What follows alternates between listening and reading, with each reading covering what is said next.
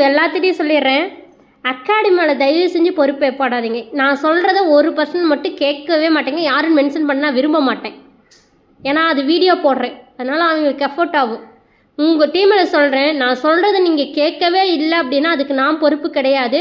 நாங்கள் ஒரு தாட்டிக்கு 100 தாட்டி நானும் சொன்னேன், டீம் மெம்பர்ஸும் சொல்கிறாங்க மாற்றிக்குங்கன்னு.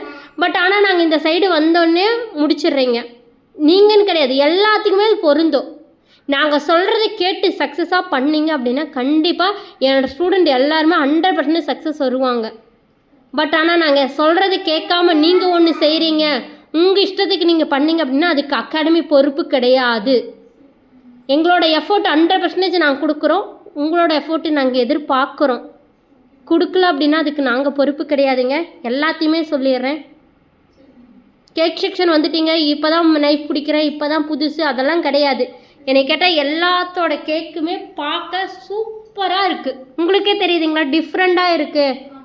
தயவு செஞ்சு நாங்கள் சொல்லித்தரதை புரிஞ்சிக்குங்க. எந்த அகாடமி எப்படி டீச் பண்ணுவாங்களோ எனக்கு தெரியாது. என் அகாடமி ஸ்டூடெண்ட் வெளியே போகும்போது 100% போகணும். பிகினர்னு ஒரு வார்த்தையே சொல்ல மாட்டாங்க, அந்த அளவுக்கு இருக்கும். ப்ளீஸ் எங்களுக்காக புரிஞ்சு நடந்து பண்ணுங்க. அடுத்த கேக்கு நான் ஃபினிஷிங் நீட்டாக எதிர்பார்க்குறேன். பார்க்கலாம் நாளைக்கு கேக் எப்படி வருதுன்னு. பாய். ஆனால் நீ கோவத்தோடு தான் போகிறேன், சீரியஸாக கோவம் எல்லாத்து மேலேயுமே.